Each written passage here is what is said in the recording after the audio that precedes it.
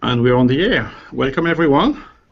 This is another episode of On.NET, a weekly show about .NET. And today we have Lucian. Hi, Lucian. Hi, Bertrand. So tell me about what you're doing in the managed language team. I want to tell you about what I've just been doing quite recently. It was exciting. I mean, the audience here, they all code in .NET, most of them, I guess, C#. I'm assuming that. And most of you have been using async in some way or another.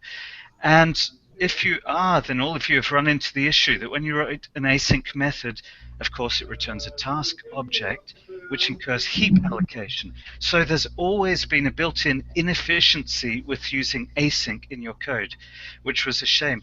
I've been working on removing that inefficiency so that now we'd be able to write async methods that don't incur any extra heap allocations if they complete quickly enough, and are much closer in performance to just pure non-async methods.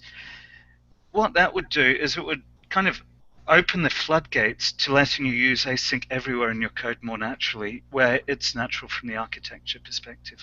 I'm just really thrilled about trying to drive more performance and efficiency out of this. That sounds fantastic. So can you explain what exactly creates those allocations? Yeah. Can you switch to my Sure. The code thing? I put something up.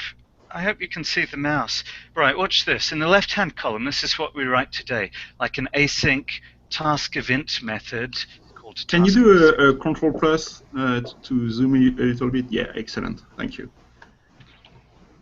Okay, looking at the leftmost column, it returns a task event. Mm-hmm.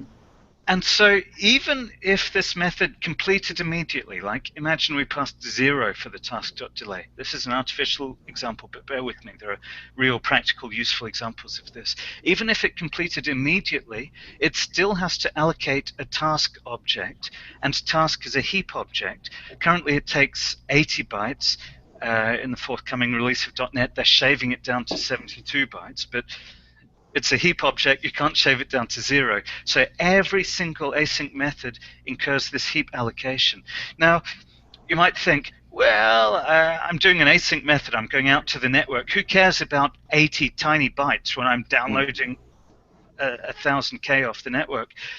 I want you to think different from that. Imagine you've got, say, a collection of data. You've got 10,000 elements, and you want to perform a small operation on each of them, maybe like fetching a byte from the stream and adding it to each element of that collection. This thing that you're doing to each element might be async, but most often it's not async. So what you'd like to do is it has to be an async method for this small lambda that you're performing on each element of the data. But most of the time it completes immediately, so you really don't want to have that overhead for the 99.99% of times that the method completes immediately. So, what we're doing, can you see the screen again and see the middle column? What I said is, imagine if we could change the C# language so an async method can return ValueTask of int. What that's saying is, if the method completes immediately, it just returns this ValueTask, which is a struct like its name suggests, so it has 0 heap allocations. That means that in the 99.99% case, your async method has 0 heap overhead, and you can use it more freely. Let me give you other examples where we've actually run into this in the framework. Imagine StreamReader or system.xml or any of those things. These are kind of middle layers that sit on top of some kind of stream at the bottom. Maybe the stream is a memory stream, in which case it completes immediately. Or maybe it's a network stream, in which case most of the time it's buffered, but rarely it's not buffered, so it incurs a cost to the network. Now you'd love to be able to write XML or StreamReader efficiently, but they have to be async, just in case they're shelling out to an asynchronous stream under the bottom. What this feature will do is it will let us rewrite things like StreamReader or XML or any of the code that users have written to just be a lot more efficient most of the time. Let me give you some concrete numbers. ASP.NET have one benchmark form reader. It's a form, I know it's a crazy form, it's got 1,000 fields that you fill in. Using this technique, they reduced memory consumption by 90% for 3,000 requests. Impressive. I have a question about this. So you have now you would have task and value task. Yeah. When would you still use task? Is value task the new task, or? That's a nice question. We were chatting about this, saying like, imagine we could rewind the clock to 2012 when we first released the async feature, and imagine value task existed at that time. Would we have used it instead? Quite possibly, yeah. Imagine if we could rewind the clock a bit further back to 2010 when the task library was first shipped, because the task library existed before the async feature. Would we have called it task, or would we have called it promise, like JavaScript? Yeah, probably would have called it promise. But we're here with a language that has built up a large and very impressive legacy, and we're trying to fit smoothly into that legacy. So the question that developers will now face is, what should I do? Should I use task or value task? Value task has some tiny amount of overhead over task if the method does shell out to network or to disk. It incurs one extra cost of copying a struct, and it incurs a couple of extra method calls, which the JIT can by and large optimize out. So there is a tiny marginal incremental cost that if you're a real performance nutter, you might consider skipping out. But that's in a case where the bottleneck is not going to be this, correct? Yeah. Right. Let me give you another thought, which is task.whenAll exists, and we all write await task.whenAll, await task.whenAny. There's a huge infrastructure that's built up around task. For most people, they won't actually gain that much, or for a lot of people, they won't gain benefit from switching to value task, and it will rule them out of that large existing ecosystem. So I don't know. We'll put the feature in. It looks like this feature is likely to make it into C#7, which excites me no end. And I think we've still got a few months to just evaluate how the ecosystem will pan out with this. Can I tell you something else that was fun about this feature? Of course. So, this has been a passion of mine, right? We did async initially. When we did the very first internal prototypes of async, we tried to have this feature in it, but we couldn't figure out how to do it. Then I was chatting in the hallway to the guy who is trying to put async into C++, and he solved this problem somehow. And I asked him, hey, how did you solve this problem? How did you overcome the insurmountable problem that we had found when we tried it in C#? He said, oh, look, blah, blah, blah. You're trying to solve the full general case. Just focus on what's important. Just focus on the simple, direct customer value proposition, which is being able to have value task of int or observable of int. That was a pretty tantalizing comment that I just dropped there. You're dropping interesting stuff here. We'll have to go back on this one. Yeah, don't try and solve everything. And I took what he said to heart. I went ahead, implemented the prototype. And the other fun thing was I implemented this prototype over the span of 3 days on LiveCoding.tv. So the entire work of me implementing the prototype was broadcast live.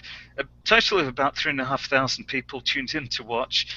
Most of them didn't stay long because it's a pretty dry process. Sorry, say that again? You'll have to give me the link and we'll put it in the description. That sounds fascinating. Is it still available? Yeah, you can watch it was all recorded. What was funny was I used to be a dev on the C# and VB team 3 or 4 years ago when the compiler was still written in C++. Then they moved it entirely to be written in C# and VB, and they re-architected it so it uses functional programming principles, so it's immutable, which increased the performance massively, allowed it to become more correct, more bug-free, use multi-core better, and just have higher throughput, and deliver better experiences in the IDE. And I'm completely unfamiliar with this code base. So there I was, at the start of LiveCoding, I fired up Visual Studio to start coding the C# compiler itself. It was, what, a million lines of code? It's a huge project that I knew nothing about. And some of the people on LiveCoding knew more about it than I did, so they could help me through some of the tricky patches. I had a good time with that, yeah. Yeah, that sounds like a big risk to take first. So kudos on that. But that's really interesting. Talk about community involvement. You cannot go much farther than that, can you? No. So did you get so people were actually commenting on what you were doing as you were doing it? Yeah, they did, and that was fun. And also, all of this prototype I did completely in the open on... I'll tell you what I did. I pretended I was a member of the public, that I had no special insider knowledge. All I did was I forked a copy of the Roslyn C# compiler codebase into my own personal thing on GitHub. I worked on it just as any member of the public would do. And only after I'd finished the prototype did I approach the C# language design team and say, hey, I've completed this prototype. I think it's a good idea. Would you consider it? And that, I think, I mean, members of the public, it's really useful if the member of the public who wants to do something can dip their toes into the water to get a brief read from the C# language design committee to see if the idea they've got is worth pursuing.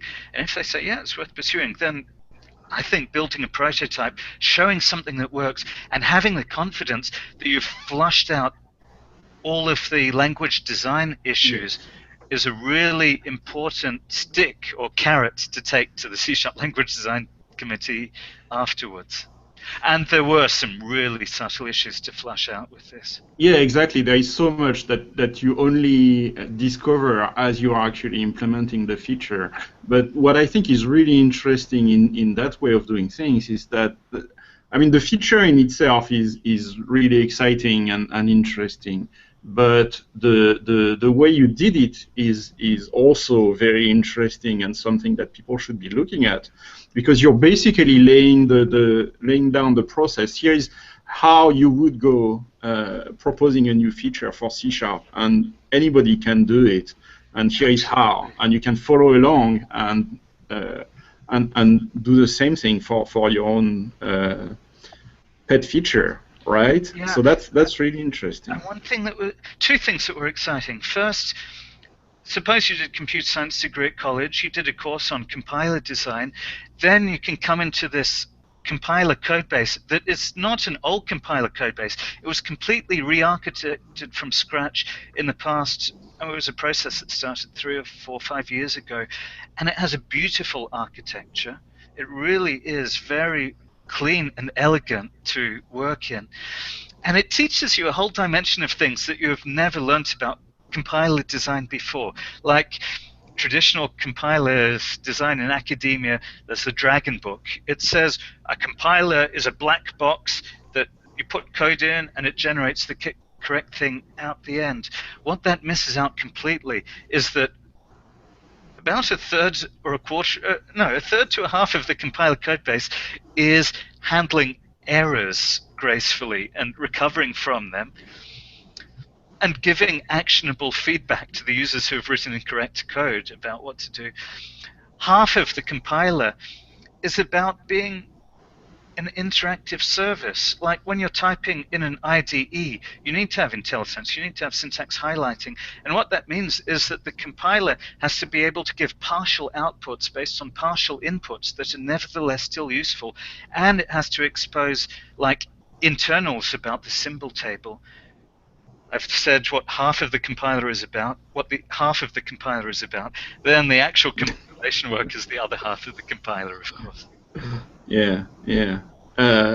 Yeah, and this is something that is quite unique to Roslyn. This way of being able to act on the whole code base when you need to get a binary out of it, and being able to get partial results along the way. Absolutely. Yeah. I have a question. Yeah.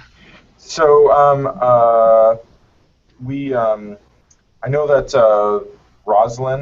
C#, and actually maybe it's not C#, maybe it's a .NET thing, but anyway, we actually have pretty tight integration between WinRT async and .NET async. And could you comment on if this edition of ValueTask of T would change the way that WinRT async, which I think is like iasync result or something like that, if it would influence that at all? Thanks, Richard. That was a really good question. Could you switch down to my code screen? I don't know how this works, Bertrand, if you have to switch or if people can just see it. When I started this feature, I didn't hard code it to ValueTask at all. What I tried to do was write a arbitrary feature that will let an async method return any any task-like type you want. And I'm really keen on UDBP coding. So one of the first things I wanted to do was make sure that it would support async action. Another thing I wanted to do, Bart de Smet, the creator of reactive extensions, he was really keen on having iTask. He didn't like using task. He wanted to use iTask of T. The reason is he wanted covariance in it, so you could convert an iTask of string to an iTask of object. And also, again, Bart de Smet and Eric Meyer, so tantalizing. Wouldn't it be great if you could have an iObservable being produced from an async method? In all of these three cases, what you have to do at the moment is have a normal task returning method and then declare a wrapper around it, which is easy boilerplate. It's just stupid boilerplate. So I designed this feature to support these scenarios, and my prototype does support them. However, there's a catch. The first catch is I introduced this talking about ValueTask and the ValueTask efficiency of being a pure struct thing on this stack. Async action is inherently a heap object. Moreover, it's inherently like a WinRT com-style object that belongs to WinRT. So whenever you have an object that has async action, it's necessarily more heavyweight than ValueTask. The other catch is, what we ended up doing is for the first release, we cut out the ability to do interfaces for the feature. We only allow it to do real types. The reason for that is a bit stupid. Internally, the way it works, the way we decided was the cleanest solution is, question, how does the compiler know whether a given type, a given user-defined type, is task-like? In other words, how can the compiler know whether a given user-defined type is appropriate to be returned from an async method? The pattern we decided upon is if that type has a static method called createAsyncMethodBuilder, then it is task-like. Then it has all of that appropriate stuff. Then it does this exciting stuff under the hood. However, I just said the word static method. We can't have static methods on interfaces. And what we said in the C# language design team was a static method is the most beautiful solution. We know that people want static methods on interfaces. We know that people want static methods on interfaces for many reasons, and this is just one extra, I shouldn't say nail in the coffin, I should say one building block on the pedestal. This will motivate us even more strongly to figure out how we can have extension statics on interfaces for C#8, which is a topic we're actively looking at, and we're hoping to get someone to be working on, an intern to work on a prototype of it soon. So that was a very long answer, but an even more exciting answer. So just so everyone got what you were talking about, when you talked about this being limited to concrete types as opposed to interfaces, you were talking about the T. Sorry, say that again. I was saying. I'm saying that in this first release in C# 7, it will not be you won't be able to have an async method that returns async action. However, you will be able to have an async method that returns my own task of T, or of int, or whatever. I see. And the reason is that you can have any arbitrary type returned from an async method so long as it has a certain static method on it. I see. I misunderstood. I was thinking it was the T you were talking about, but instead you're saying the task artifact, the task representation itself has to be a concrete type. The T can be anything. Correct. That makes sense now. Yeah, it opens up a whole lot more doors, of course. Yeah. Yeah. Yeah. So assuming that we did have either we didn't have this limitation or we had the ability to have static methods on interfaces in one way or another, then I still kind of want to dive a little deeper into my question, which is, is this going to be a valuable thing for code that calls into WinRT, from the standpoint that most of the cases where today you would have an async method in WinRT, where you would call an async method, most of those are to do with I/O. So would there be cases where the method returns so quickly that ValueTask of T would be valuable with WinRT? No, ValueTask will only be valuable for your inner loop, and the way WinRT has been architected is really trying to make sure that your inner loop does not cross the .NET WinRT boundary, because doing so is inefficient. However, I've been in a lot of meetings with the WinRT folk where they were designing async action, and they kept asking me, Lucian, please go to the C# design team and make it easier in certain ways. And I'll tell you where they want to make it easier. When you do file new UDBP store app, right there in the template that it spits out, if you look in your app.xaml.vb or app.xaml.cs, one of the methods has what they call a deferral pattern. I don't know if our listeners are familiar with that. I'll just give a quick introduction. The way a UDBP app works, it's got really elegant process lifetime management, so that if a UDBP app is not active and it could be kind of suspended, the system will send a request for it to suspend itself. It will give it a grace period of about 10 seconds just so it can flush its data disk, and then it will kind of freeze the memory so it can be used by other stuff. So the question is, how do they implement this method of please freeze yourself?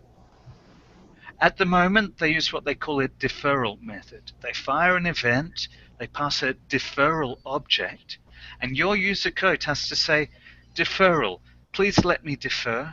Then it can do its stuff, saving its state to disk, and then it says, hey, deferral, I've finished deferring, now you can clean up my memory. So this is ugly boilerplate. And the WinRT team asked, can't we do this more elegantly? And the more elegant way that they'll be able to do it now is that rather than having any of that by the way, what I've just described to you about deferral is a general pattern. There are 70 different idioms within WinRT that do this, all in their slightly different idiomatic deferral way, and that's why the WinRT time we're looking for a clean, consistent, user-friendly way of doing it. And the clean, consistent, user-friendly way of doing it is I will write a method called cleanup async, which returns an iasync action, and it does that cleanup work, then WinRT will simply invoke my iasync action returning method, and that will be it. That will be the clean way for me to offer an asynchronous task that I implemented to the operating system. That really is a general need, right? There are lots of places where the operating system wants to kick off a long-running task that I provide. Like I said, lots of places within UDBP use that pattern. Makes sense. Go ahead. Ask me about iObservable.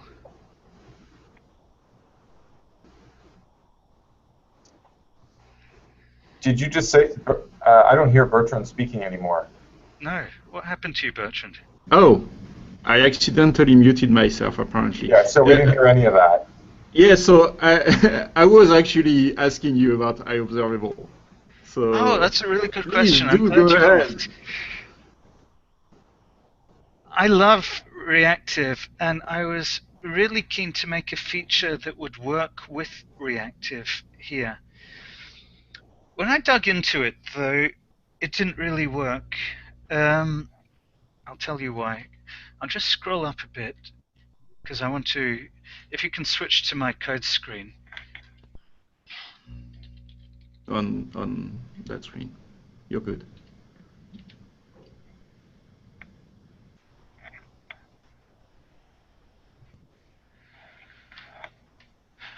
Okay. Question: what would it mean for an async method to return an iObservable? Because the two have kind of different idioms, different patterns. At the moment, there's an extension method like task of string.toObservable. The meaning of that is you have a task of string, you convert it to an iObservable. How does that iObservable behave? Answer: it's not like a factory of iObservables, it's only a one-off iObservable. The moment that the task completes, then anyone who subscribes to the iObservable will get an onNext method with the return of it. And if you subscribe to the iObservable after the fact, then you'll just get the cached value out of it. It won't rerun the async method in any way. So my prototype let me do things like this. But I asked Eric Meyer and I asked the reactive community on Twitter, do you think there's any use for this? They said no. They said, this was an insightful comment on Twitter. Guy said, how many times in C# or VB have you written an iterator method with only a single yield statement inside it? Answer: 0. The whole essence of iObservable is that there's a whole series of onNext things and a whole series, and also that it's a factory. So what that told me is, even though theoretically, once we get extension statics, we will be able to implement this idiom, it's not the right idiom, and what we actually need is a different feature. Like I've written here, an async iObservable of string which has yield return statements inside it as well as awaits. Currently, you can either be an async method with awaits or an iterator with yields. You can't do both. So I've embarked upon a second prototype, also on LiveCoding TV, in order to allow us to do async iterators. In other words, precisely this thing. And this will give the perfect marriage with iObservable. So far in that prototype, and that prototype, by the way, is all speculative, and it certainly won't get into C#7, and there is a large and complicated design space, and this is an example of where the prototype was needed to make progress in the language design process. So the bit that I've implemented so far is a foreach construct. You can write foreach of async var x in y, and that would let you, say, consume an iObservable, and it implicitly awaits for each next element in the async enumerable collection. Anyway, I've gone a bit off the deep end, but that's pretty exciting. And someone from the community on the Roslyn GitHub discussion threads proposed ways to make it more efficient, and I think we can get good mileage in that. Maybe I'll talk to you in a year's time, Bertrand, or 3 months' time when I've got something to show there. Yeah, one of the things I find interesting about this particular prototype is how it provides a very idiomatic way of dealing with that repeated async kind of operation. Can you talk a little bit about how other languages maybe are solving the same problems, and maybe various proposals that have been made in C# to solve the same problem? The whole area of concurrency and asynchrony is such a wonderful, beautiful field of study. I started doing this in '93. I did an undergraduate course on concurrency, message passing channels. It blew my mind. It was absolutely incredible, and I spent the rest of my career working on it. I just want to step back and have a 50,000 feet altitude view of the world. That university course and that research project was driven by the late Sir Robin Milner. His name might be familiar to F# listeners. He was the Milner who did Milner-Hindley type inference, which is the way that all functional languages do type inference. His next great life's work was trying to come up with a foundational theory of asynchrony and concurrency, because the world had seen so many different paradigms: p-threads, mutexes, semaphores, CCS, continuations, events. And he was wondering, just like the lambda calculus is a foundational theory that underpins all regular synchronous programming and functional programming, does there exist a foundational theory for concurrency? And the foundation theory he came up with, it was called the pi calculus. Basically what it was channels, and you can send messages on a channel, and you can receive messages on a channel, and all of our listeners who use Go will recognize it exactly, because Go channels implement Milner's vision, no more, no less.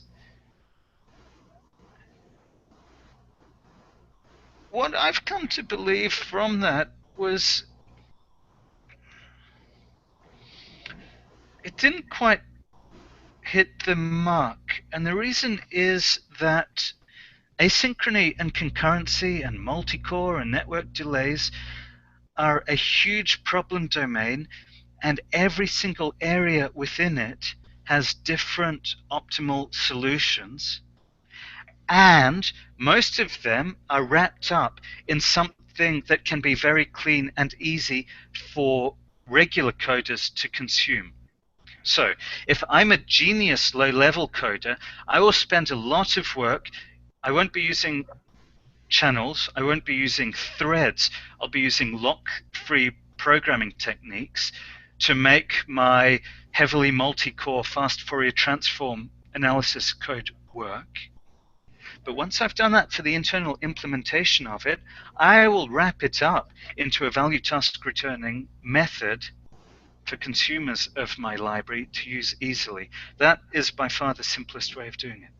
Let me give you another example. If I have a data collection, an IEnumerable with 10,000 elements in it, and I wish to process them all in parallel, I'm not going to fire every single one of those elements into a channel to have 20 workers or however many workers pick up elements from the channel and work at them. That is verbose code, and it is less efficient code. The most efficient code and the easiest code to write is to stick in .asParallel using the parallel link feature, say in .NET, and leave it under the hood like the low-level stuff to optimize just how it distributes that upon multi-core. Even if, like DirectX and a graphics API, like Win2D, is another example of this. Beautiful, easy-to-use wrappers on top of sophisticated low-level APIs written by geniuses who know exactly what the hardware is doing. I think that there are a small number of beautiful top-level idioms. Async await is one of them. Channeled is another one. That together we will use to expose a much wider set of low-level idioms that are used by library authors and no one else. I can't remember how we got on there. I love this area. The fact that it's just... Yeah, I was asking you about how other languages are dealing with the same problems. And okay, and I'm really focused on channels so much because I love channels so much.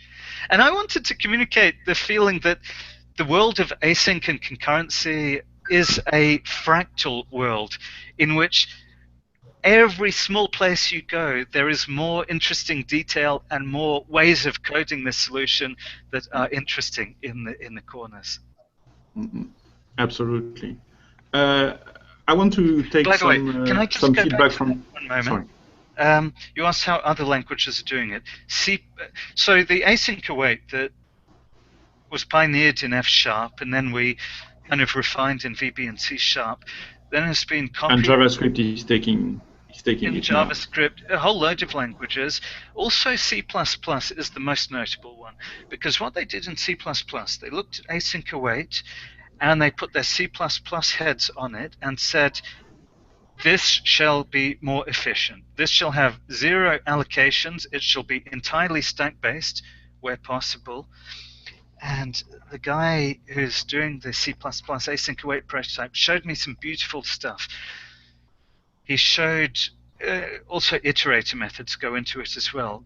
He unified them, following the pattern that was laid down by Python. He showed a C++ optimizing compiler where you write beautiful code that uses await and yield and stuff like that. So he did foreach over a collection that was implemented with yield. In C#, the compiler spits out a state machine, like a method that implements IEnumerable, that has a move next method and a current property, and it's just kind of straightforward. In C++, the optimizing compiler could work through the template expansion, could reduce it down into what you would have written if you were going to author this code in machine language in the first place without any state machines. So he took the efficiency dial and switched it up to 11. Wow. Inspirational. Yeah, I had no idea about that. Very interesting. I want to take some feedback from the audience here. We have Brian who wants to say, thank you for your 6 essential tips for async on Channel 9. They've helped me very, very much in my work. Thumbs up.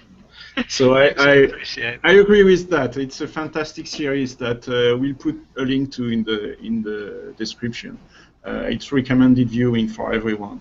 Mandy and Steven are asking, jumped in halfway to your interview, are you doing async enumerable pull, the pull model, or an async consumable IObservable push requiring buffer? So you kind of answered that actually, but maybe it's useful to express the differences between the two approaches, and what's your preference, and where does the C# design team stand with regards to that? Hi, Stephen. Thanks for the question.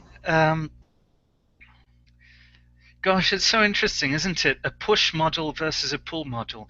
So in reactive, it's a push model. Whenever an event comes, it immediately fires off delegates which execute immediately, synchronously almost, to kind of propagate the effect.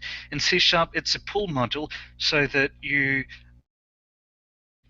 await at your leisure. You decide to await for something to become available.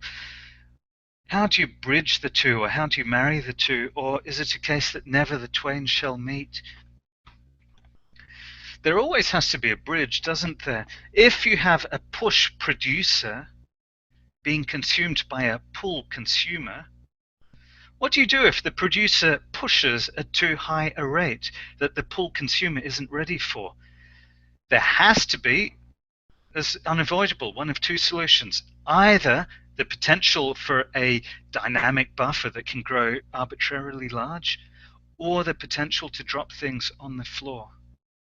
I think there's no middle ground.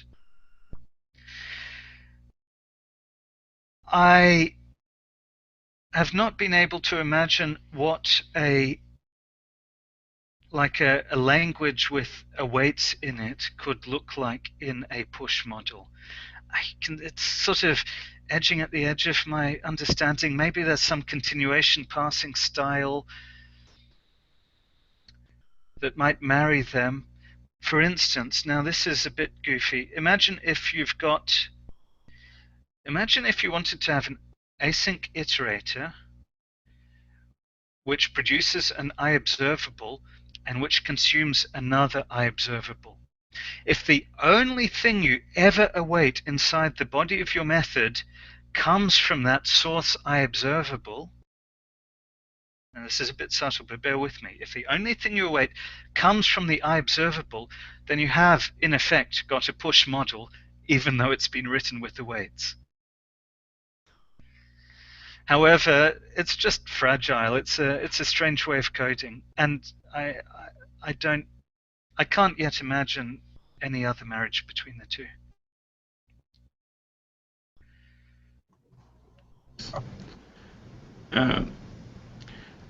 One question that I wanted to ask you was, can you go back in time and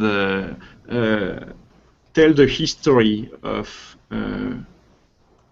concurrency, language features, and APIs from the beginning of .NET? Gosh. Yeah, I can, maybe. Actually, can I go back in time a bit more recently, to the start of async feature? Sure. Going back to this push versus pull. So we'd been trialing, sort of fleshing out how await could work in the C# language, and we're wondering how it relates to iObservable and reactive. And one evening, I went to Eric Meyer's office and sat down with him and Bart de Smet, and he got us pot noodles for dinner, or actually he got us miso soup for dinner.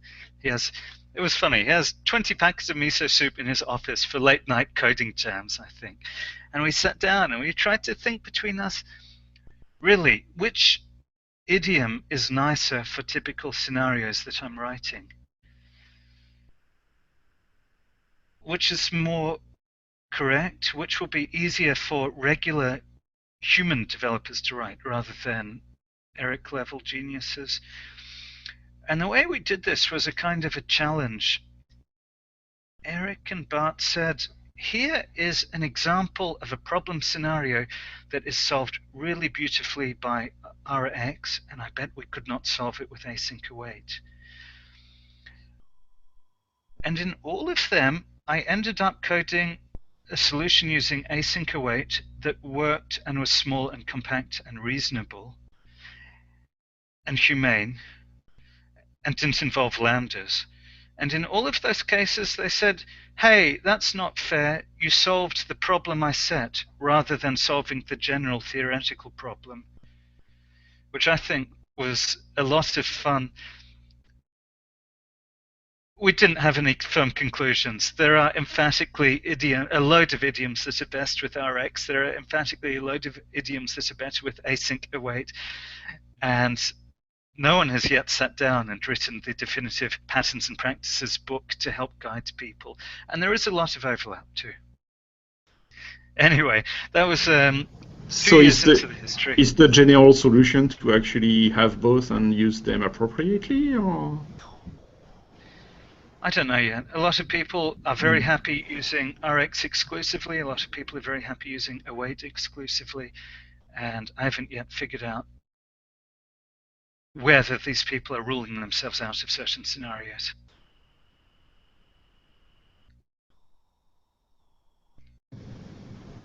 Back to the audience for just a second. Net Leader says it's a shame that there are not more videos from Lucian on Channel 9. Thanks, I appreciate that. Hey, I did do another video in November, which was an all-up approach. If you're a .NET developer, it was an all-up introduction to what it's like coding for UDBP. And if you're a UDBP developer, it was an all-up introduction for what it's like coding in .NET for UDBP. I was really struck. I went to a conference talk in November last year. Mary Jo Foley got up on stage and told the enterprise, they were mostly enterprise audience, she got up on stage and said, hey, you folks, if you're not looking at it already, you need to start looking at UDBP within the coming year for the following reasons, because blah, blah, blah, for their enterprise reasons. That was really interesting. Anyway, so I just think it's really important to be looking at UDBP. So I did that video in, I think it was November last year.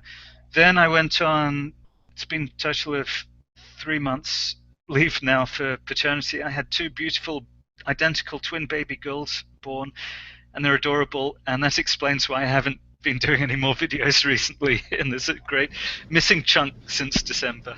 Yeah, that's a pretty good reason. It was totally worth it. So Fernando contributes to the general feeling that you're doing amazing work, and he's asking about ValueTask. So I think we'll have to ask Fernando to watch the video from the beginning, because you've actually talked about ValueTask. So Fernando, unless you have a more specific question that hasn't been addressed. Also, I'd like to point people, I don't know what the format is for pointing people to stuff. There's like the proposal and the spec for the feature is all on GitHub. I don't know if I'm able to share the link. Maybe we can share it after the broadcast. Can I tell you one other thing that I did while working on it that really helped this process? Yeah, please do. Could you share my screen again, please? Absolutely. You're on. So I wrote the proposal. It's all on GitHub, and in the let me scroll down a bit. In the specification, the most subtle area was how to make overload resolution work correctly. This was, I don't know how much time I have, Bertrand. Do I have 2 minutes to have a language theory whatever? Oh yes, please do. Okay.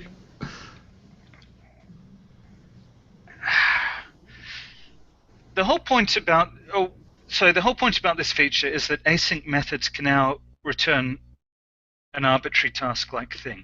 And also, of course, async lambdas can return an arbitrary thing.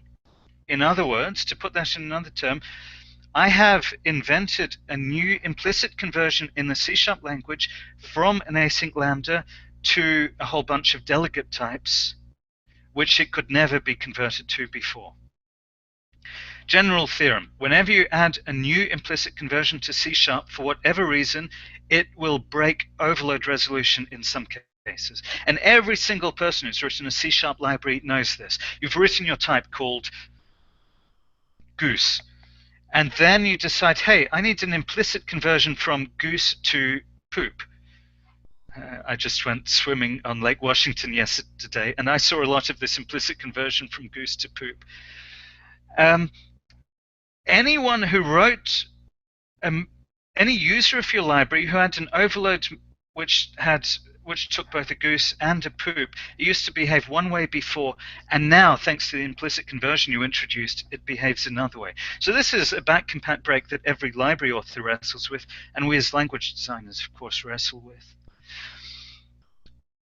The cases of back compats were kind of small and fiddly and pedantic, but nevertheless, in the design of C#, going back ever since after the introduction of generics and nullables, we have believed that we are not allowed to have any back compat breaks.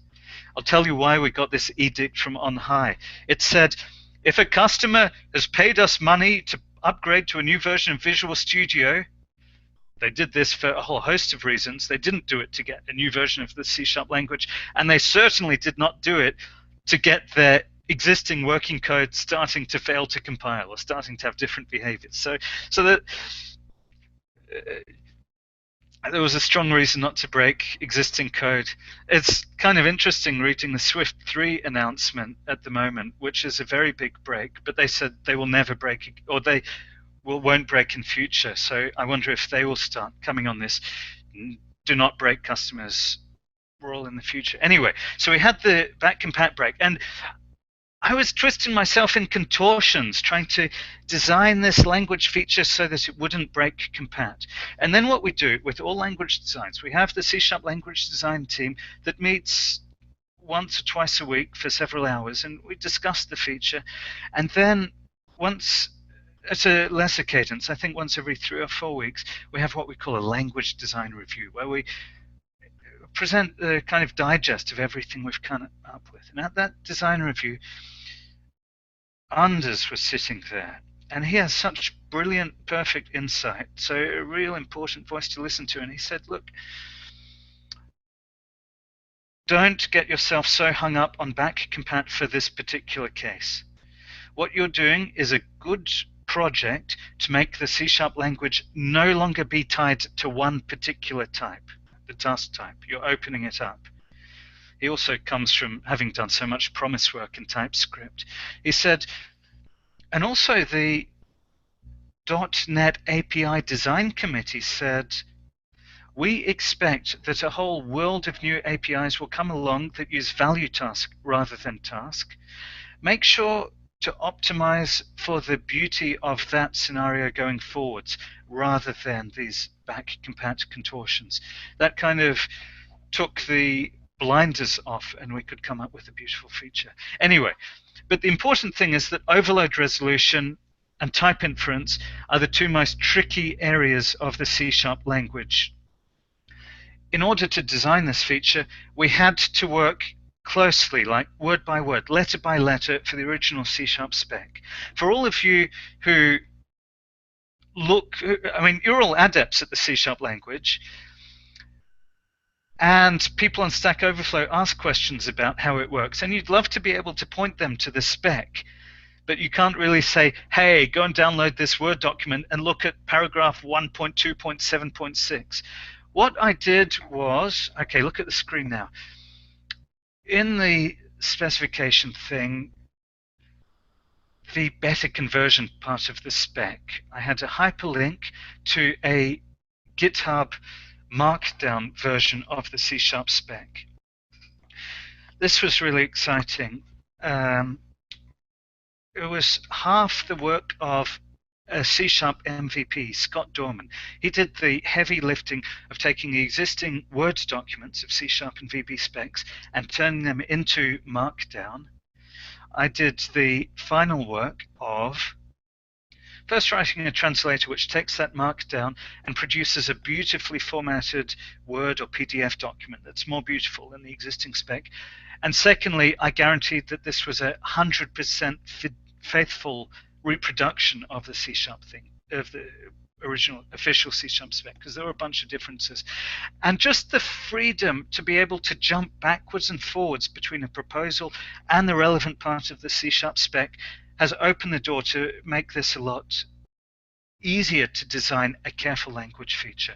Also, the ability to fork this GitHub Markdown C# spec and make my deltas in it made it a lot easier. Now, this is all just an unofficial home project of mine. It's not been taken on by Microsoft or anyone.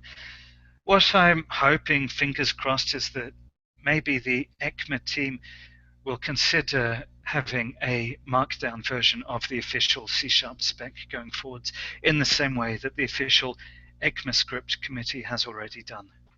Wouldn't that be exciting? Oh, yeah, it should be the official spec, actually, right? Yeah, that would be. Because it's so much more fun to diff and merge Markdown than PDF. Yes. Actually, the ECMAScript spec is not written in Markdown. What they did was invent a new version of Markdown. I know everyone listening to this has read the XKCD comment. Yeah. But what they did was just the ontology of Markdown was not expressive enough for a spec. What I mean is a spec needs to have things like a term or a grammatical production rule or a variable or a definition or an annotation and all of those things. Whereas Markdown, its beauty and its drawback is that it lets you have bold, italic, or bold italic. Okay, I'm being facetious. It's got a few more things, but it doesn't also have not enough extremely things. strong on cross-references, is it? How did you deal with that? They're pretty easy. I don't know if you can see, but the Markdown itself has there's no point. The cross-references come from the experience of transforming Markdown into HTML. Like here on GitHub, we all know that every heading in Markdown has this automatic hyperlink generated for it, and we just use those hyperlinks everywhere, which is a really good thing, by the way, because in the past, if I told you to look at the C# spec section 7.6.3.2.11, half of the listeners will have looked at the iterator method section, and the other half of the listeners will have looked at the async methods section, because the numbering has changed between versions of the C# spec. Once we go to the GitHub style ones where they've got proper links based on the title, then it works better. Anyway, and the link is readable as well. The link is readable. What the ECMA committee did was their kind of invention of GitHub of Markdown. They called it ECMA or EC markup. They've got the two words. It's a symmetric thing. So in normal Markdown, if you have like an HTML tag, open angle brackets, P, close angle brackets, you can't have Markdown inside it. In their version, you can. So in their version, you can have Markdown inside HTML, and you can have HTML inside Markdown, except in pre and code blocks, obviously. It makes me think of ASP.NET Razor a bit. Actually, it makes me think most strongly of VB's XML literals, which were a beautiful, beautiful feature where you can have XML inside VB, and you can have VB inside XML, and you can just nest as many turtles all the way down as you want.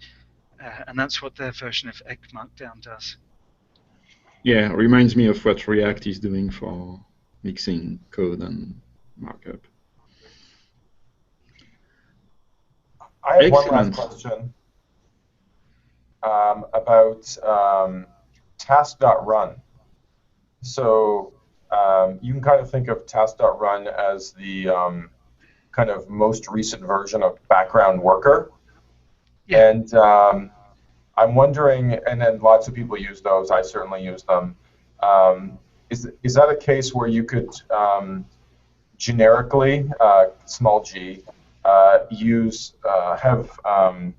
your task.run return a value task and just kind of never think about what was the work that was going on inside the task.run and just say, I'll always return a value task.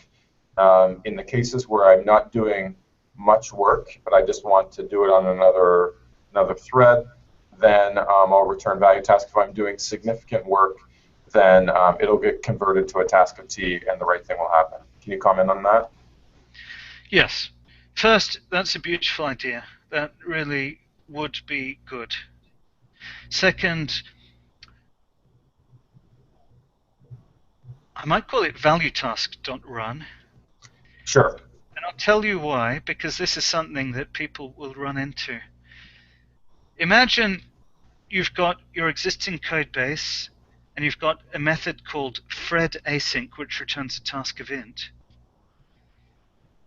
And suppose you want to introduce a new overload which returns ValueTask of int. You can't do it.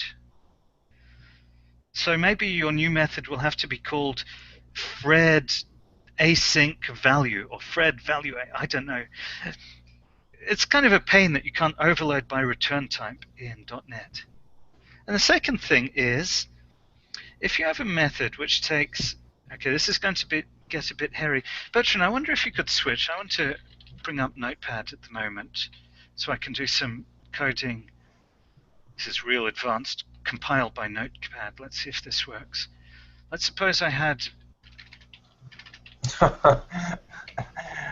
You might want to move your camera. We're kind of like looking up your nose. Okay, that's one way of dealing with it.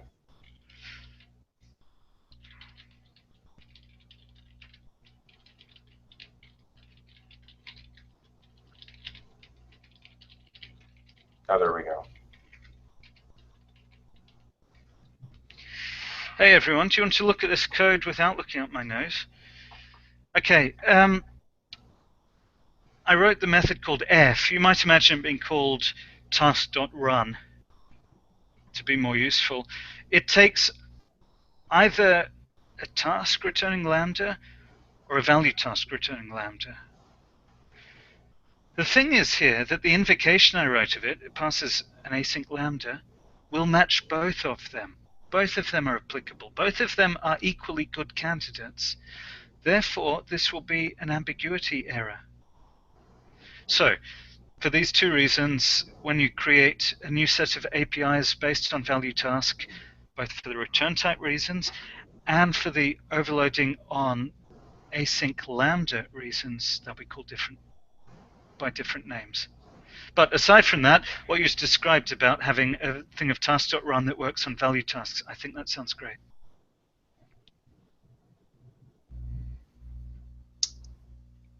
Okay. Okay, and unfortunately, it's about all the time we had.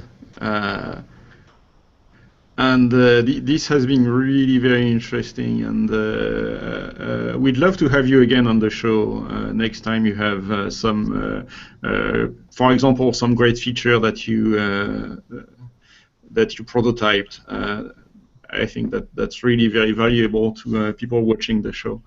I want to thank you again for being on the show today, Lucian. That was really, really fascinating. Well, that's about it. We'll see you again next week. Bye, everyone. Thank you. Bye. Bye-bye.